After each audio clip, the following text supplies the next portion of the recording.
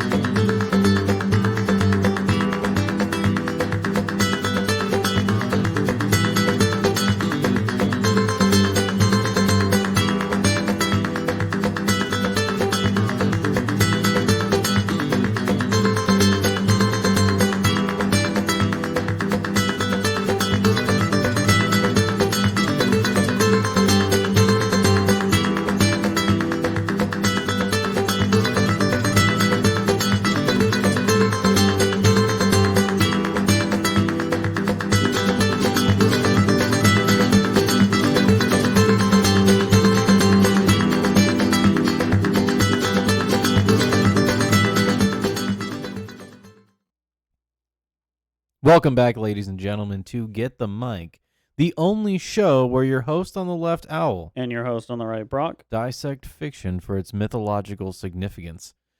We're very fired up today because we were just talking about Elden Ring, which I am pretty determined are going to have a stream soon about. Yes, definitely. Anyways, so let's go ahead and get started with today's episode, which is focused on 109 of Dragon Ball, which is called Goku versus Piccolo. But before we get started, if you like what you hear, please like and subscribe. We upload new episodes of YouTube Mondays and Thursdays, to Rumble Tuesdays and Fridays, so check us out on both of those platforms. That's pretty much it for housekeeping stuff. That's our plug, so there it is. So let's go ahead and get started. The first thing we see, and I've kind of chopped this up a bit because the action of this episode is broken up such that it was better for me to put all the Hunt for the Dragon Ball stuff, all the Roshi, Tien, and Chaozu stuff in one section. So the first thing we see here is Roshi. Tien and Chaozu are tracking down their 5th Dragon Ball. With Roshi issuing the command to land, Tien is too absorbed in the idea of the Mafaba and it has to be brought back to consciousness by Roshi. At the sight of the Dragon Ball, Roshi spots it under a rock. Propping up the boulder on his shoulders, he gets the ball only to find the boulder is now tumbling down after him. He eventually loses the ball after being smashed by the boulder, and the Dragon Ball falls down the ravine.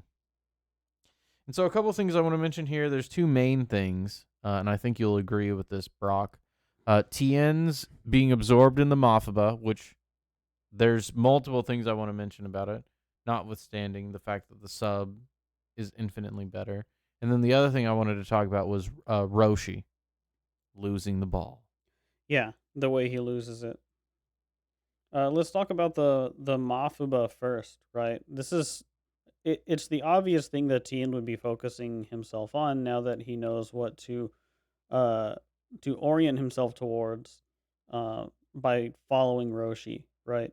This is his third eye being used for a good service. Right, and his third eye, that kind of lends the analysis some credence as well, because the whole issue here is that Roshi has told them about the Mafaba, who was wielded by his master. Right? That's something that his master used to defeat Piccolo. And it's more I don't want to say blatant in the dub. It's just stupid in the dub. But we'll get to that in a second. So Roshi tells him about the Mafaba, who his master knew. And as Tien knows it now, that adopting of a more, of let's say, the wisdom of the past is what has propelled him to the position he's in now. After all, listening to Roshi is what let him stand up to Crane and admit that he's not a murderer, right? That using that wisdom of Roshi, let's say, Roshi is the one that tells him that, and it's because he's the father figure in that abyss-like state that points to Tien's flaws, one of them being that he's not being who he truly is, his authentic self. And so after that lesson has been drilled into Tien in a perfectly exemplary way, he's not going to understand why Roshi would refuse to do the same thing with his master's technique. Right. This is Tien taking a glimpse at the thing that Roshi has failed to live up to from his own master. Ostensibly, right? And particularly too, because Mutaito dies, it's almost incumbent upon Roshi to have any responsibility should Piccolo return. And Right. so it perfectly lines up to what Tien expects should happen.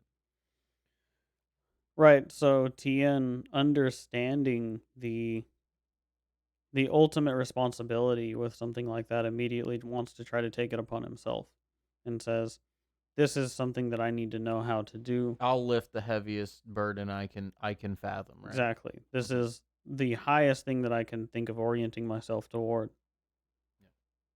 And so he is completely absorbed in that, and Roshi has to kind of keep him on the path here. Although we're going to talk about, and as we get closer to episode 111, we're going to continue talking about some of the decisions Roshi makes and how things end up as they do.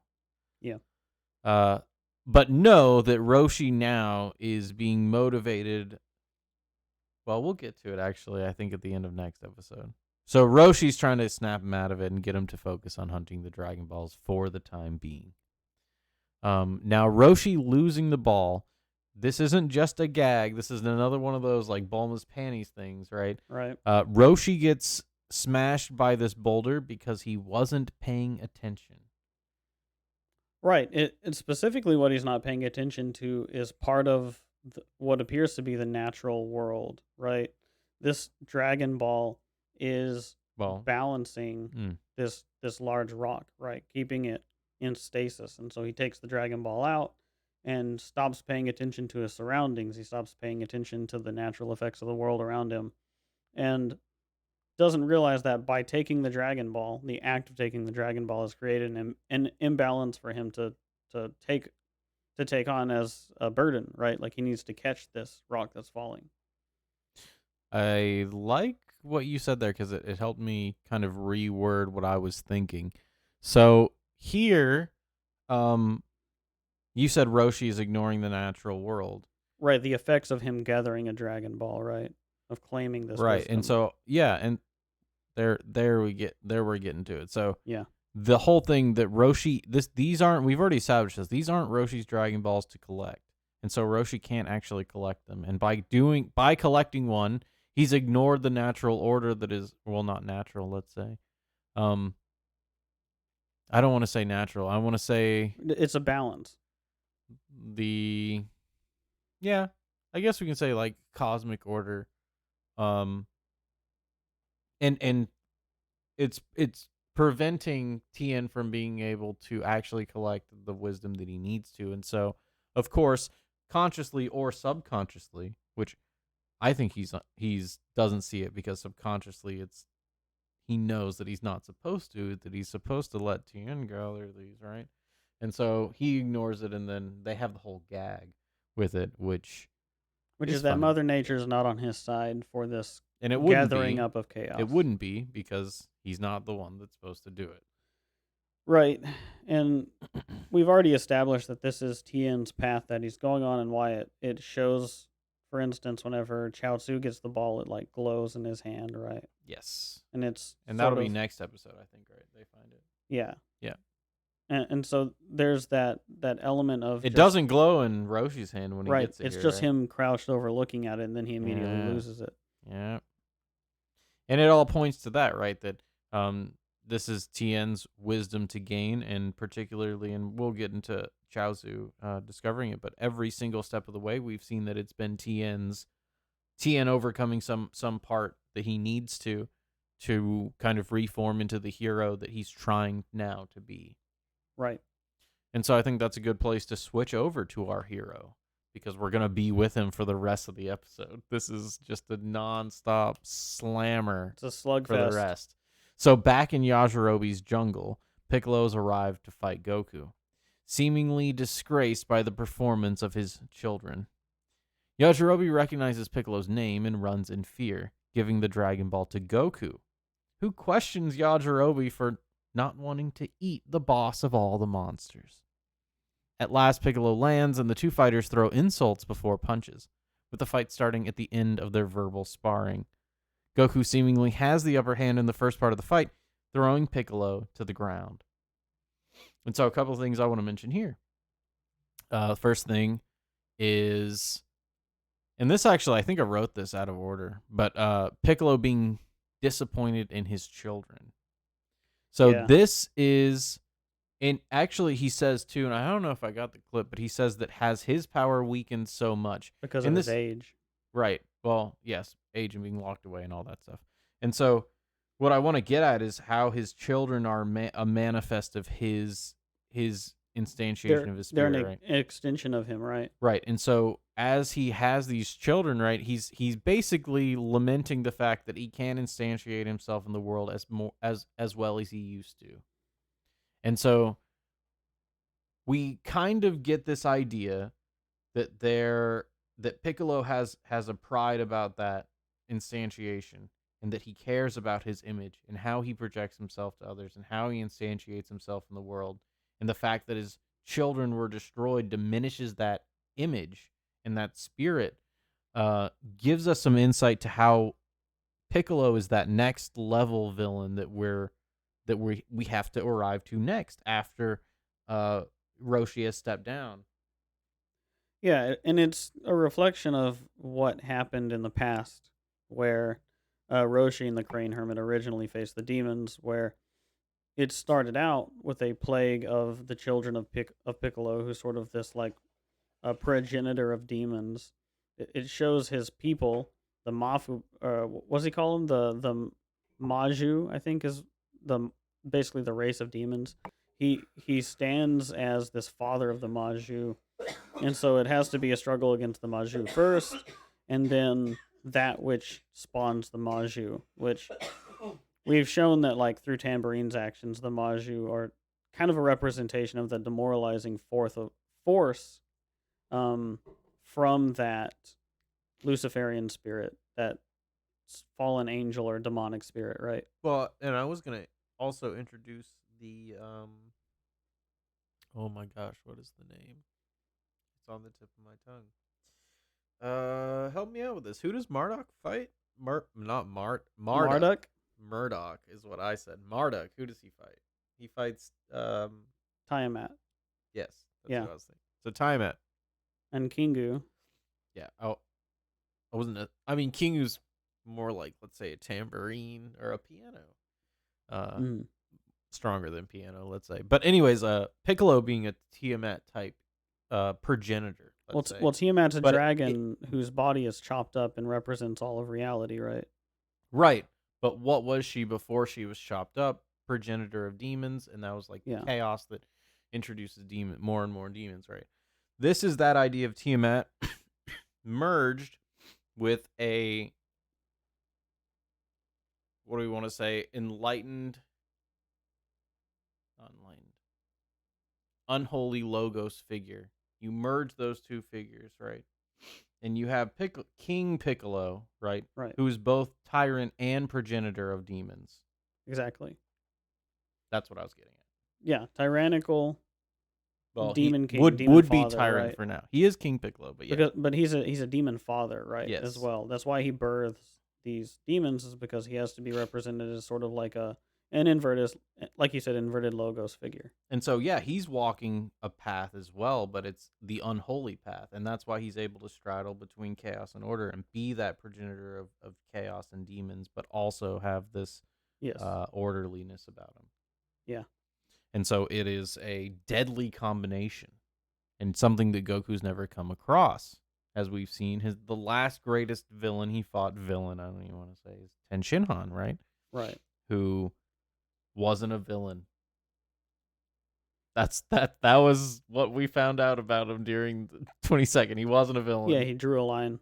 Yeah, and he just says exactly. And this is as if long ago Tien, being enlightened, accepted the path of the unholy and actually never drew the fully embodied it. Yeah. And then lived it, and then all that stuff. And so we see Piccolo here, and that's all I wanted to mention. It's so great. Dragon Ball is so amazing because we can get all of that information from him being disgraced at the performance of his children. Well, this is the other thing too. The wearing of a symbol on your chest being representative of the father figure, the master figure that you follow, right? Yep.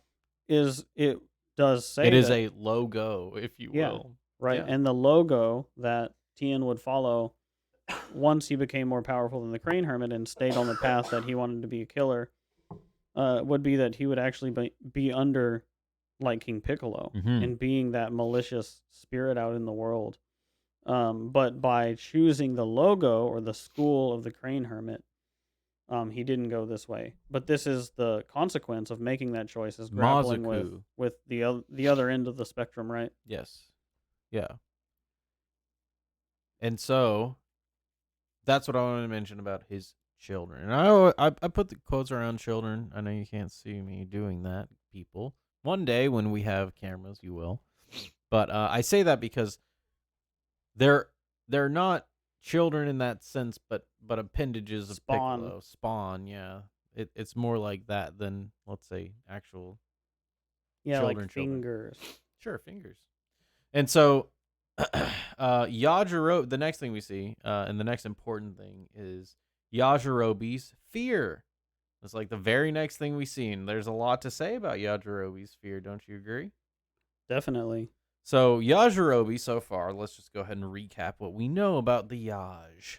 So he lives out here in the forest or the jungle. Is this a forest or a jungle? There's like palm trees and regular trees. It's like a fungal. It's a fungal. So here in the fungal, where Yajirobe lives independently, he survives on his own. He's self-sufficient, but he also has not only lived in chaos, but he's adopted a orderly path with Bushido because he's a samurai.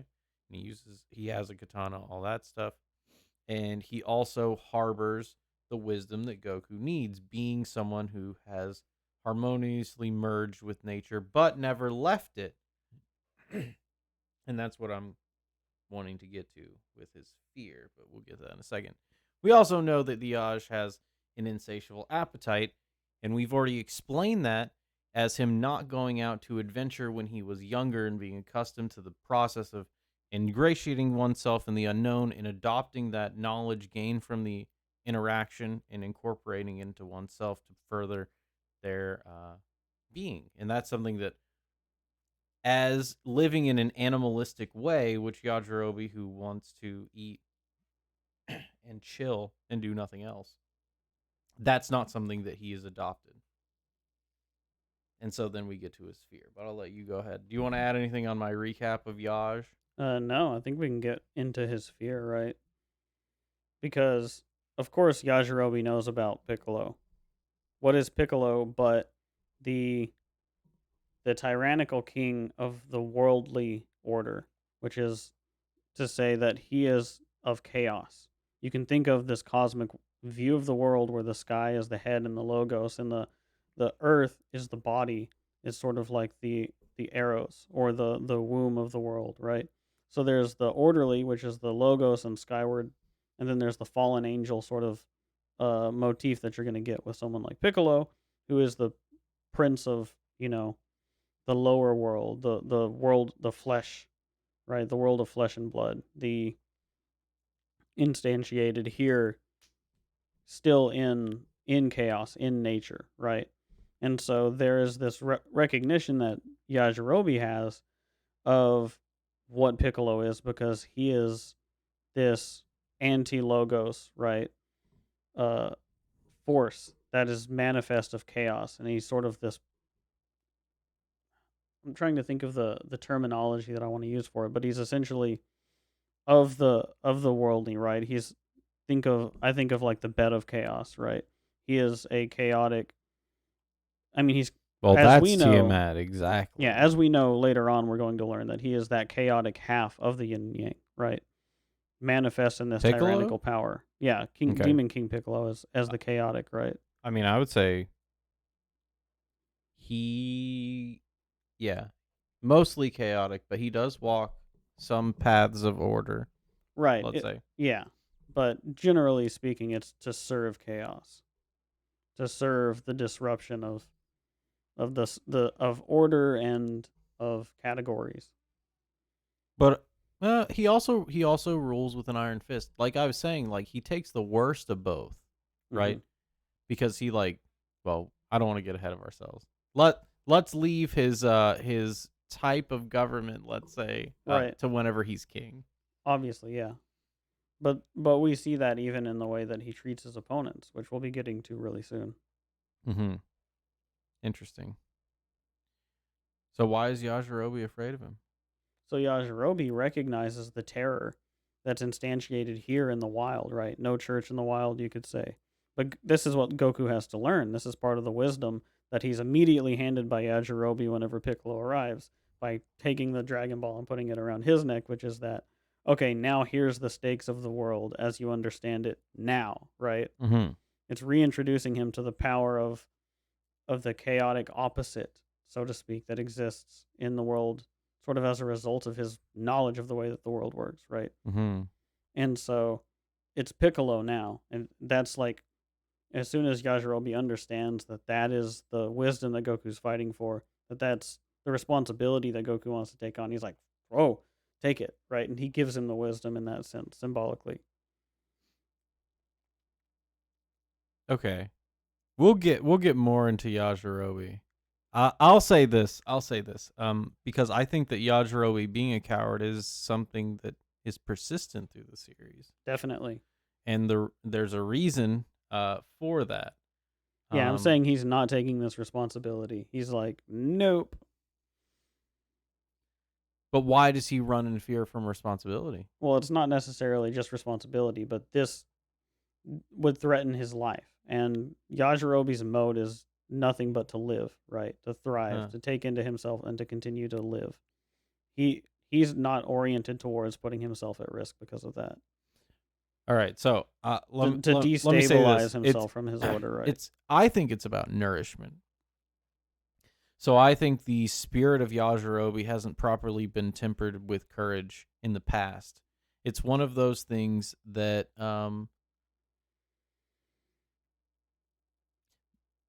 it because Goku he wouldn't have been a coward, let's say, but Goku has gone on a lot of adventures. He's opened himself up to the world. He's done the opposite of what Yajirobe has done.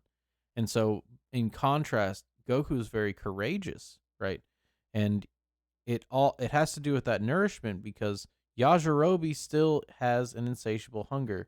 So why and Goku questions him on that too. Yeah. He says, won't you eat the boss of all the demons? I'm sure he's tasty. And Yajirobe says, no, I'm full. Right? I had man, Yeah. I'm gonna remember what I was gonna say later. I had something else to Well, say he about also it. says that he cares about one thing the most, and that's his life, right? And that threatening Piccolo would threaten his life essentially, and that's the main thing he cares about the most, is that his life is it's staying alive. Mm-hmm. Mm-hmm. And so that's the way he justifies it, which is survival, right? That's ultimately what I think Yajirobe represents, is that survival, like the wisdom in that sort of survival in the worldly sense. But in so Yajirobe doesn't see Piccolo's demise as necessary to his survival. No, Okay. Yajirobe knows that it's not possible. I see. That it would just be his demise, and he says, "I care about my life, so obviously I wouldn't just go kill myself." That's what he's telling Goku, right? Because he has more of a wisdom of what's here down to earth, and Goku's been up in the logos. He's been up in the sky, sort of on his spiritual journey, riding on the Nimbus, right? This is new for him to be really integrating into grappling with malice without being able to be elevated and to be on the Nimbus and to be on the path and to know what's right and what's wrong, right? And so Yajirobe is, you could think of like Goku never getting on the Nimbus, never leaving nature, never Yeah, gaining that kind of exactly. wisdom, right? So this is an evil that Yajirobe can recognize that Goku doesn't really have familiarity with, because this isn't this is a new But there's a world, so bigger to reason, speak. because why is he always a coward? And we're gonna get into that. Man, there was just Well, slipped partially my because mind. he's a fool. He's a foolish version of Goku by that definition. I'll remember it later. We'll talk about it because Yajirobe's not done yet, so we'll talk about it Definitely maybe not. next episode. Um, He remains pretty relevant. Goodness though, I just can't remember what I was gonna say about it. I'm gonna have to rewatch the episode. So we'll go on to the next thing because it was pretty important too. I'm Um, sorry. I just don't remember what it was. So I'll probably remember it maybe before we even finish streaming. Maybe we'll get into it. Yeah. So at last, Piccolo lands, and the two fighters throw insults, and I like these insults that they throw at each other. Right? They're pretty cutting. Is this where Goku calls him slug shit? Yeah, Yeah. that's where it is. Because Piccolo says he doesn't amount to anything more than ant shit, and there he's insulting Goku in a way that is, let's say, mean spirited and against participation in games. And so you can see the setup to begin with. This is no game, right? It is malice from the start, and And Goku wields his own malice. both exactly. He wields his own malice. Goku wields his own malice. Anyways, so yeah, both their tongues are dripping with poison for each other, right? Goku was still on that path of revenge, remember? Like you were saying, he's in that more logos oriented mode of being where there are principles and ideas like revenge, right? Like animals don't take revenge. Right. Well, some Most animals. don't. Chimps do. If you've ever had a cat. Yeah, if you ever had a cat.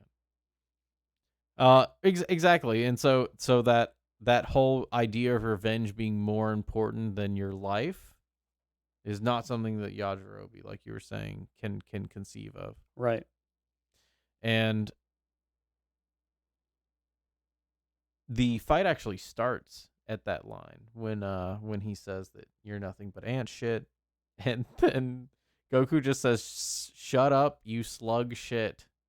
And then the fight It's one of my begins. favorite Goku Yes. lines. It's a good one. Shut up, you slug shit. I mean, come on. And Goku, it seems he has the upper hand here. And this goes to show a couple of things. So the enlightenment that he has gained already from recuperating and rebuilding his mode of being after the defeat at the hands of Tambourine, the Dissolution. nourishment that he's been able Yeah. to gather from being in the jungle with Yajirobe, him being back at full strength, all of that, we get to see how the hero measures up at this point to this unholy figure who's walking an unholy path. And so at the beginning, it goes to show you that the unholy will actually have to try. Yeah. That's why Goku wins in the beginning. Is the unholy can't simply destroy the heroic spirit without trying or Without effortlessly. action. Right. And if that heroic spirit is genuine. Right. Evil in the world is carried out through the actions of people, right? Yeah, and so let's say Piccolo using not fake but insincere malice isn't going to do it. He needs to actually He needs to mean it. He needs to mean it. And so then, as he is knocked to the ground, he rises and takes off his robe telling Goku that he will now die. Suddenly, Piccolo blasts Goku with a fiery wind, which he can barely withstand, but barely begins to walk forward, trying to still fight Piccolo. Then Piccolo begins his assault, launching Goku far into the ground before picking him up again and holding him helpless, punching him in the face. Goku, in a desperate move, bites Piccolo, which causes the demon to smash Goku into some rocks. But having bled, Piccolo is pissed, and he uses his energy blast to toy with Goku, destroying all the cover in the area, leaving Goku nowhere to run. Gomu, I almost said. Gomu. Usually what I... Oh, that's even different than Gumo. Or Guko. Gumo. Anyways, and so that's what we see here. And there's a couple things to mention. So the fiery wind is something interesting. It's kind of the first time we see any auras around characters, let's say. And this is to further instantiate Piccolo's, I don't want to say power level. And I won't say power level. Because I want to say Piccolo's instantiation and wielding of malice once he's actually trying. Once he is aligned in an unholy manner, he can wield these lightnings and flames, right? It's that unholy, unnatural, and discordant forces. Because lightning and fire, what do? Destroy. And so he wields this fiery wind to blast Goku. It also causes Goku not to be able to move. And it reminds me of that gaze of the Medusa, which freezes the hero and stops them from being able to act. And that's that expression of his ki, or the expression of his malice that he's putting out, right? And it's something, let's say, Dr. Peterson said about Pinocchio. It's that gaze that I'm going to eat you and I'm going to enjoy doing it. Yes. It's exactly that. And this is what Yajirobe says, like, oh, I don't want to come up against that. Right? And so he gives Goku the Dragon Ball, and then Goku now has to fight for the Dragon Ball, right? He's earning it right now. Is he going to be able to hang on to this Dragon Ball? Yeah. And so he's really not looking so hot. But we'll get to that in a second. So in this he does start to walk against the fiery wind, and that's when Piccolo begins his assault. Now this is good because Goku's not frozen. Yeah. So this is an establishment of like, okay, your presence isn't enough to stop the heroic spirit. And it's because of Goku's context, right? I mean, I don't want to say love. I'm amused by the amount of what if Dragon Ball videos there are, where it's like, what if Raditz came early? It's like Goku would die. What if Piccolo came early? Goku would die. Goku die. Because, they might be integral to Goku's progress.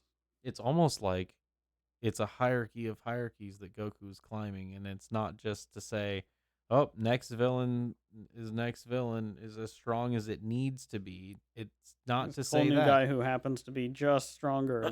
Well, and that's the thing. People accuse Toriyama of that, and it's like, no, the villains are as strong as they should be, instead of as strong as they need to be. We're gonna see that with Piccolo for sure. Definitely. We're gonna definitely, absolutely, yes. And so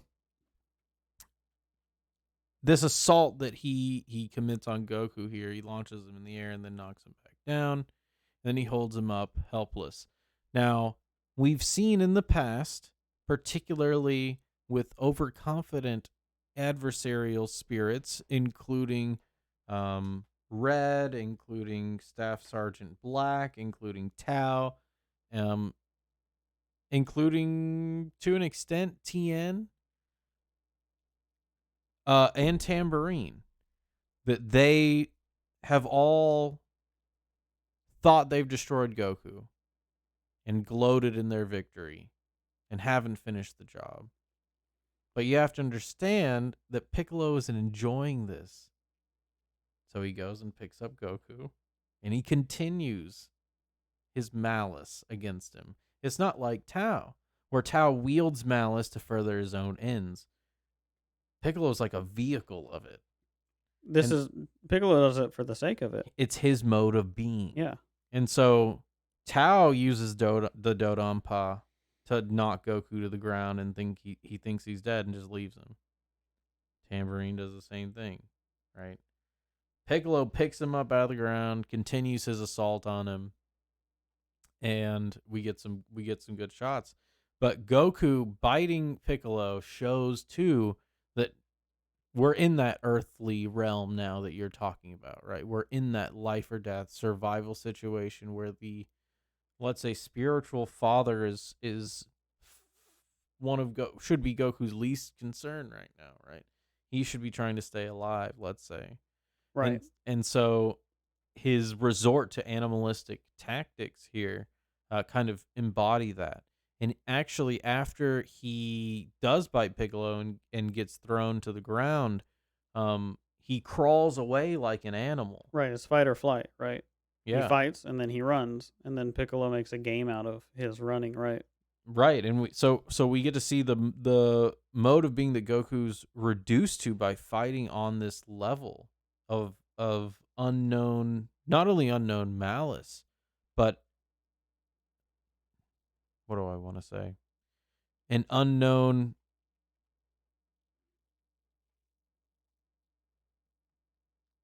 That's what I want to say. An unknown, unholy spirit, let's say, that wields malice and is arrogant and uses deceit to his own ends and walks that path that unites the worst of order and chaos. And so that idea that there can be someone that's almost antithetical to Goku in that way, that is what makes him helpless. Yeah. I think that's why he does what he does, missing on purpose while he fires at him while he's running away, is like we said before, he makes people dance. Yes. Part of his name being Piccolo, I think it has to do with that, being that we had talked a little bit about analogous to the Piper, but this idea of playing with your prey for the sake of causing suffering and because you enjoy the demoralization and It's a so, hellish song, yeah. right? And I think that goes into it too, because music is an orderly thing. But he takes the worst of it, right? And uses that in the worst way that he can. Yeah. And that's why Piccolo is a great villain. And that this saga is not trash. Yeah, I mean, I think I mentioned it before, but it's like that's why it was powerful when Tien used the volleyball attack, right? Mm-hmm. Because that's a very deadly thing to do, but he wields it effortlessly. Yes. Yeah. Tien's wielding of games, let's say. Yeah, but Yeah. Piccolo can do it by his own mode of being. And he just doesn't. Piccolo's not playing any games. He Yeah. doesn't even need to demonstrate his need to play games. He's beyond that idea even. Yeah, Right? he just causes you to dance for his amusement Yeah. as he wears you out and wears you down. Mm-hmm. And these energy blasts too are really the first, not the first we've seen of energy blasts, but the first we've seen of nondescript, non-named moves that are used in this way. So, right, we've seen the Kamehameha, we've seen the Dodonpa. Yeah. But we've never seen just like a regular ki blast. Just an And eruption these of are like spirit. This is like lightning though. This is like lightning and fire he's wielding, which I really like because of those four elements. I guess lightning's not an element, but I guess it's sky kind of. Yeah, Those I are mean, those it's destructive earthly fire forces. and it's the fire of the sky, right? It's Right. Again, the merging of the worst of the two. Yeah. Right. That continues on. Right. It's wrath and chaos. Mm-hmm. And so this wrath that's being wielded, I like that too. Helps, let's say, justify Goku being worn down, surprised, and resorting to such animalistic methods to combat Piccolo. Yeah, he's brought down to this level now. And this is where he needs to be to gain his next steps, which is why he fights Piccolo now. Right. So, After Goku dances around for Piccolo, he rises, barely able to stand, and he goes a few more rounds. They do the volley of punches that are famous to Dragon Ball, but he realizes he's outmatched. And as a last ditch effort, he uses the Kamehameha wave, which Piccolo mistakes for the Mafaba and initially becomes really, really scared. However, Goku's efforts are thwarted by Piccolo as he is unscathed by the Kamehameha wave. So we need to talk about a couple things here. Actually, one last little thing I want to add to the last part. You were talking about Piccolo intentionally missing, and I think we basically covered that. It's just that Yeah, idea, well, right? also in the original translation, Goku says he missed on purpose, but in the English he Oh doesn't say it, God, right? yeah. No, we didn't even say how the English translation is shite It's in the awful. Tien part. It says the opposite Yeah, across the translation. All of it's bad. it either says nothing or the opposite, which was my guess on one of them. So, yeah. Oh man, it's so great. So Goku here being saying that he missed intentionally is an acknowledgement of, and he's beginning to understand. So he's using, and in fact, when he stands up here, he uses his oh no, that's next episode. Well, this He's is why he starting to use his responds with the he's Kamehameha. starting to use his he's starting to use his techniques that he learned with Korin, right? He says he missed on purpose. The acknowledgement of that and his attention he's paying, that you can see he's paying to Piccolo, are going to help him in the future, let's say. In the next Yeah. in it the understanding of Piccolo is really something that is being developed here by Goku.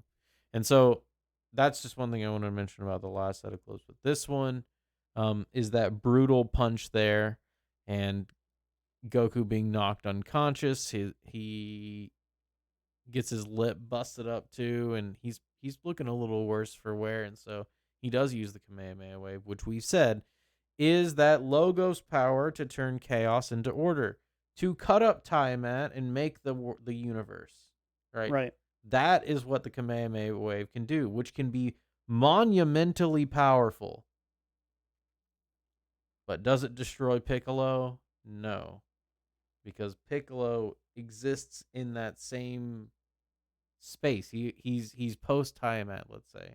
He's not a chaotic figure that can be dealt with in that way. He can't be cut up and made into No, he is a chaos. pattern of the universe by which Tiamat is represented. He's like he's an idea. Mm-hmm. And Goku's not. Here's the thing. A lot of times what happens is Goku uses the Kamehameha in response to someone's dishonesty or their disintegration so that he can create order out of that chaos, and by doing so enlighten them with his, enlightening ray, Yeah. and also defeat their mode of being. And it doesn't work against Piccolo because Piccolo knows exactly what he is. It's the same reason it doesn't work on Tien. Well, it's not even that he knows what he is. He's an embodiment of what he is. I mean, if we think about his origins that we'll learn later on, there's no way that he would be any way else. No, he is purely oriented towards the downward angle, right? Exactly. And so that Logos power is useless against Piccolo. Yeah, I mean, it's like pointing out to someone who says that they're a Nazi that they're a Nazi, and then they go, "Yeah, like that's not an insult to me, right?" That truth, that pointing towards something, has no effect on somebody whose whole identity is wrapped around being oriented that way in the first place. Mm-hmm. And the idea too, right, that this naming, using magical words, right, to name Piccolo. He's named, right? Yeah, He's named, he's defined. his whole ceiling was a defined. He was defined before, Mhm. right? He has already grappled with being defined. And so the defining unholy spirit is already defined, and so therefore is not undone by the definition. Whereas someone who let's say thinks they're a moral actor but does these kind of things, if Goku would use the Kamehameha wave against them, it would set order to that and kind of awaken them to that, right? And we've seen episodes of that before. Yeah, For example, Tao. right? The effect that the Kamehameha wave on Tao doesn't destroy him. It just destroys the symbol. Exactly. And that's the truth of it, is that But Piccolo like you is the said, symbol. but Piccolo is the symbol. And that's what I was going to say. Not even his clothes Yeah. are destroyed. Right. It's to say that he is a manifestation, or he is an exact representation of what his symbol is on himself. They're one and the same. Right. And so he actually taunts Goku after this and says, "What are you going to do now?" What are you possibly gonna do? And he like gives him this strange face. He's like, ah. He's like, sticks his tongue out. Yeah, he sticks his tongue out at him, which is it's just, it adds a little bit of humor, which is kind of needed in this episode, to be honest, because it's very, very serious. Um, but he taunts Goku here, and he's enjoying the struggle. That's why he doesn't just kill him to start. And a lot of people ask that, like, oh, why doesn't XYZ villain just transform to their final form And just win. and kill the villain? It's like, because that is antithetical to their spirit. Right. It makes sense, even in the naming of Piccolo, that it's antithetical to his spirit, because he is like that demon prince, that demon king, that attitude embodied. And it's not just simply like Dragon Ball Evolution would show you, evil green guy who just wants to destroy / control a world. Like, Right, and particularly too because of his origins, which I don't even know what episode that's in. It's like 20 episodes from doesn't exist in Dragon Ball Evolution, does it? It definitely doesn't. So, I think that's a good place to stop, Yeah. because that's where our episode ends here. So, anything else to add before we Just wanted to go point out the on? mistaking it for the Mafuba at first. Yes, Right, that because is a good thing to the say. the Mafuba is a martial arts technique in the same sense that the Kamehameha is, and they're both extensions of using words. We just pointed out this is going to be a bit of a foreshadowing, but the using of the Mafuba, which we know sealed Piccolo away before, is the thing that has defined Piccolo, right? And that martial arts technique that defined him, that was able to give him a definition to be named, is something that we see this with what is the fairy tale that has to do with the power being in a name? Rumpelstiltskin, Yeah. right? So it's sort of like that. That idea is expressed in that fairy tale, Especially with demons and genies. yeah. Go But we're beyond that now, because this is a Piccolo that's been uncorked from the bottle, right? on. Mm-hmm. But yeah, I just wanted to point that one part out, why that was scary to him, because it's sort of like threatening the genie to put him back into confinement. And the way that you do that, of course, is through the same technique that you do with the Kamehameha, which is you use your words. Right, but it's a different, like, it's not a, well, so you're saying the But it's a much the more, Mothaba is a logo? yeah. Well, It is a use of the logos, I would say. It is the use of words in a much, much more sophisticated manner to define something, to create a category by which you can actually name evil, that you can name what Piccolo's spirit is, that he's categorized and not just an uncategorized force, right? That's an important thing in the cosmology. right, but I don't want to get too ahead of it, but that's why I want to point that no, out. I don't know if I agree with that, because Okay. he was already named King Piccolo before that. I don't think it's Right, he gave his name out, sure. I don't think it's the naming of him that does it, let's say. They are magical words, right? He is performing, let's say, a spell, something that alters reality in that way, when he seals Piccolo away. And what actually seals him away, I think, and what happens, what you see visually with it, I don't know if we see visually what happens in the flashback. I don't know. I might get ahead of myself here, but I'll go ahead I and think say it shows it. He flattens out, right? Yeah. He becomes part of the swirl and becomes sort of like a black smear. Right. It's almost to, what do I want to say? Because it works against all, let's say, anti-being oriented adversarial spirits, let's say, it works against those. Right. In And- the sacrifice of the parent, it is you are able to define this as something that's not to be spoken of, that should be that's off limits, that's defined as bad. See, Like I the agree with the ability to beginning define of it. something as I evil. agree at the beginning, but that Like Harry removal. Potter, But hold right? on, that removal of it exactly. But because in Harry Potter, it is that death of Right. the It's not parents just the that ability to define it. removes. But yeah, exactly. It removes it from the Yeah. world. It doesn't eradicate it. That's what I'm saying. It's not. It's more than that. It It's the is. knowing It's of words not to complex. speak, almost, right? It feels like something like No, no, no. that. I got it. It was right on the tip of my tongue the whole time. All right, we're there. So it is because the society, let's say at large, or the order that exists in the world, which is represented masculine, right, can use its power, use its magical words to separate ideas out from those who are not ready to experience them. And it's particularly that sacrifice too that is involved with that. Man, I had it. I had it better than that. I had it perfectly worded in my mind, but now I can't remember how I was gonna say it. Now, the self-sacrifice to guard the innocence of, or to guard innocence, and also to safeguard against anti-being sentiment.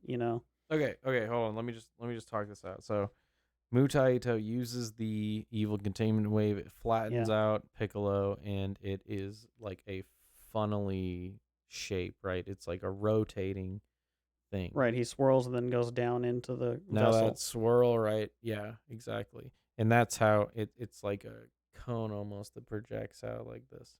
And so that flattening of Piccolo and the reduction of him into an idea can be protected by the sacrifice of the adults that preserves the innocence of the children of the society, let's say. And so he seals it away in a rice jar, particularly, that is cute and cutesy. Right. And it's a The joke, but it's ability to also codify the things that need to be put into that place that is set aside is the self-sacrificing process that Mutaito goes through. Right. He devotes himself to that so much so that he actually creates that for the world. Right.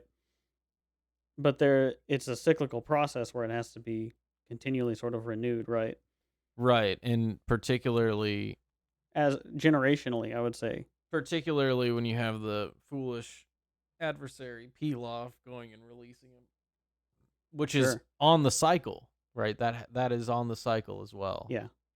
But right, I mean, But that's what I mean whenever I say naming, right? Whenever it's categorized as something that is not good, your ability to categorize those things as that which there will you not go. fit within order. That's what right? you're looking for. Yeah, the categorization, So specifically it's not just the drawing of defining it, lines. but it's defining it as something that is morally wrong. Yeah, It's more than that though, because it's also that same idea we've talked about with Roshi destroying the moon, right? It's it the severs removal it of that. in that sense. It's that idea combined with the idea that you were saying about the defining. It's those two things, right? Well, there was a disparate outcome when Roshi did that with the moon because it was not. I don't think it was the right sacrifice to be made. Because Roshi needed to be sacrificing elements of himself to make Goku better that he wasn't willing to sacrifice. I think is what that is, and instead he manifests Manwolf out of that, right? And then he has to play out in the next tournament a responsibility for the fact that it wasn't as good as what could have been done, right? And so that's the foolishness in Roshi. And so the Mafaba seals him away because the spiritual father has that ability to the nth degree. And this is where Gandalf dies to the Balrog, let's say. Because that sacrifice can remove some of the evil especially evil that's directly The involved. evil inside of the mountain, Right. let's say. Inside of the mountain, or inside of a god. Sure. And so right, and because of that, and that's what I mean. That's what I wanted to get at. And I'm glad we talked it out, because it's more than just defining. Yeah. It's a combination of all those things that only a sage or a spiritual father can It requires wield. wisdom Right. to know. When it's appropriate to use, even. Yeah. You don't want to use it on the wrong thing. We'll see that later, too. Yes. And that is a theme of something that we like a lot, which is all of the Soulsborne games, like Yes. all of them. It's true. And so, I think that brings us to a good spot. Yeah. An actual good spot. So if you guys liked what you heard, please give us a like. Subscribe to our channel. We upload new episodes Mondays and Thursdays to YouTube, Tuesdays and Fridays to Rumble, so check us out on those platforms. We hope you enjoyed episode 109, Goku versus Piccolo. I'm your host on the left, L. I'm your host on the right, Brock. And we hope you guys have a good rest of your night. Kakarov's success was like a demon in my head.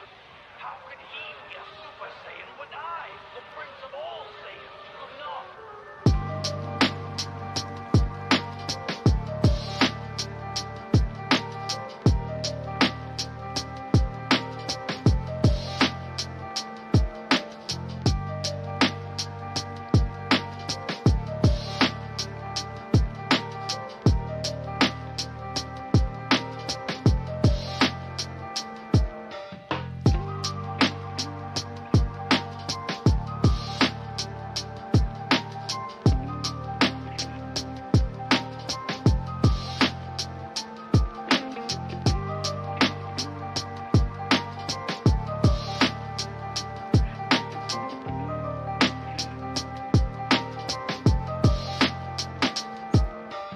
I decided to continue my training in the solitude of space.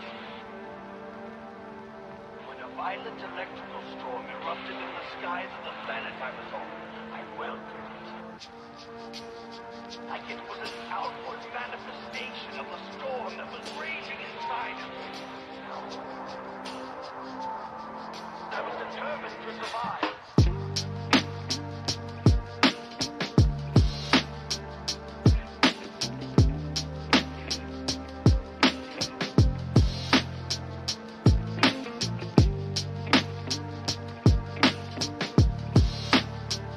It took everything I had and more. There's something just snapped.